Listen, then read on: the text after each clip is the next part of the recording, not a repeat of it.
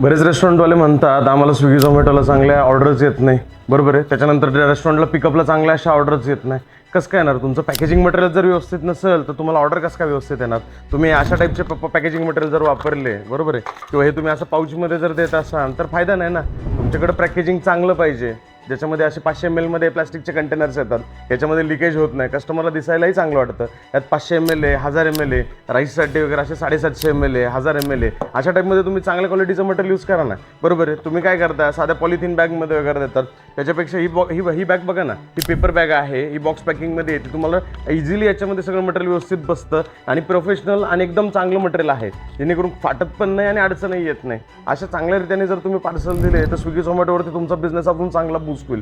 भले तुम्ही 10 रुपये पॅकेजिंग चार्ज ॲड करा, अडचण नाही, किंवा प्रोडक्टच्या कॉस्टमध्ये ती हलकीची गोष्ट लोड करा, पण पॅकेजिंग चांगलं द्या. आज कस्टमर तुमच्याकडे रिपिटेशन येणार तर पॅकेजिंगमुळेच येणार, एवढं कायम लक्षात ठेवा. अशाच चांगल्या व्हिडिओ बघण्यासाठी आपल्या पेजला लाईक करा, फॉलो करा, शेअर करायला विसरू नका. धन्यवाद.